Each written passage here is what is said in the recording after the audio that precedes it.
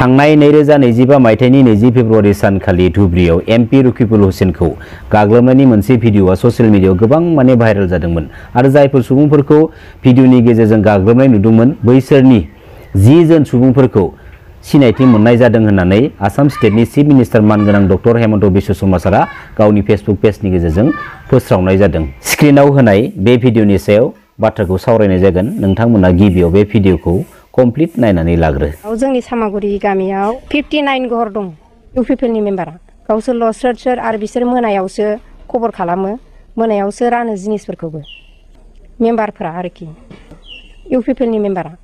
गोदोथ' जोंना बिपिएफ पार्टिया जेखौबो मोनजोबखायोमोन, समान रानखायोमोन जोंना खुन्दुं होन कम्बल होन साथा होन मोनजोबदोंमोन आरो फ्राय।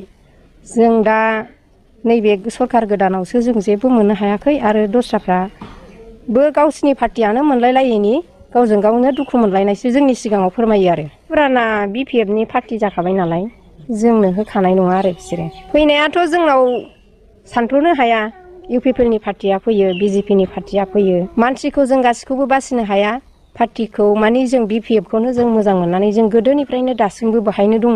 बे आइजोआ मा बाथ्रा बुंदों नोंथांमोना मिथिखाबाय। दिनै मानगोनां प्रमद बर' बिथांनि दैदेननाय गभर्नमेन्टआ पलिटिकेलि प्लेटफर्मनि गेजेरजों जों बर' फिसाफोरखौ divide and rule game play खालामनोसो फैदों नामा? दा बेफोरबायदिखौ जों दिनै बुंजायो। बे पलिटिकेल प्लेटफर्मनि गेजेरजों जों बर' फिसाफोरखौसो खावनै खालामनो नाजानाय आरो बेफोरबायदि नाजानाय थानोबो हागौ। थारैनो गोबां एरियाफ्राव बेफोरबायदि अबजेक्सन लाबोनायखौ जों नुनो मोनदों। दा दिनैनि समाव बेनो मोनसे गोथां फोरमान, जाय बाथ्राखौ जों दिनै खोनानो मोनदों। थारैनो मोनानि समाव हरनि समाव कम्बल राननाय, खुन्दुं राननाय बा माबा मोनसे जायखिजाया स्किमफोरखौ गावसोरनि सापर्टारफोरनि न'आव थाङै थाङै रानखुमानानै हैनाय। दा बेफोरबायदि गोबां रोखोमनि गोबां बाथ्रा। दिनै फार्स्ट अफ अल जेसेबांखिनि पलिटिकेल लिडार दं जोंनि हारिनि गेजेराव बे बाथ्राखौ गोसोआव लाखिनाया मोजां जे पलिटिक्सआव जोंहा दिनै जोंनि न'खराव मोननै पलिटिकेल हानजा दङ, बिपिएफ आरो इउपिपिएल। दिनै फैबाय थानाय समाव जुदि बिपिएफआव जुदि गभर्नमेन्ट दानानै इउपिपिएल पार्टिनि सापर्टार्सफोरा जेबो स्किम मोना होननानै बुङोब्ला बियो गनायथाव बाथ्रा जागोन ना? मालाबाबो जाया। नाथाय थांनाय 17 इयार्सआव मानगोनां हाग्रामा महिलारी सारनि बे बिटिसि गभर्नमेन्ट दैदेननायनि समाव बिथांमोनाथ' मालाबाबो बुंबोआखै जे जोंनि पार्टिखौ सापर्ट खालामी सोरबा बर' फिसाया जोंनि सरकारनि समाव जेबो स्किम मोना, जेबो सुबिदा मोना। बुंदोंमोन मा? बुङाखै।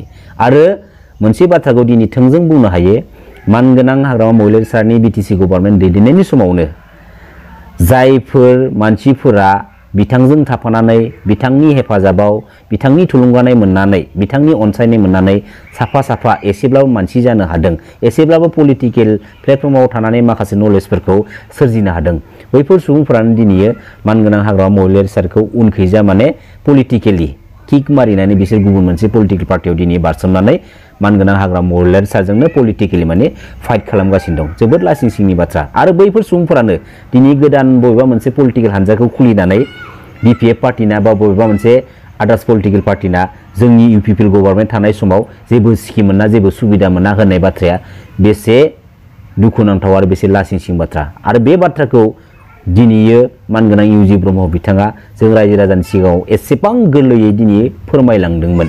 आरो बे बाथ्राया मोनसे पलिटिकेलि डिबेट बा पलिटिकेल प्लेटफर्माव बुंजाथावना मोनसे बाथ्रायानो नङा।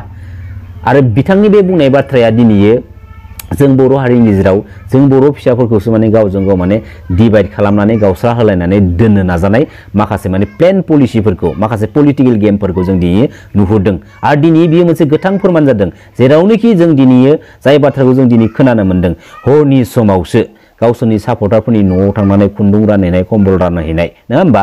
दिनै जाय पलिटिकेल गेमखौ जोंनि हारिनि गेजेराव बिथांमोना गेलेनो नाजादों, फैबाय थानाय समाव थारैनो जुदि बिथांमोना बे स्टेजाव थानानै बे लामाजों थानानै पलिटिकेल प्लेटफर्मनि गेजेरजों जोंनि माहारिखौ जुदि दैदेनलांनो सानदोंबा नाय ओरैबायदि डेन्जारस मोनसे सिचुएसन फैगोन, जाय सिचुएसनाव जों गावजों गावनि गेजेरावनो पलिटिकेलिल' नङा फाइट मोनसे सोमजिगोन, दावहा मोनसे सोमजिगोन। आरो बे दावहा सोमजिहोग्रा दैदेनगिरि लिडारखौसो जोङो बै समाव होसोनाय जागोन। सिदा बाथ्रा बुंखाबाय आङो।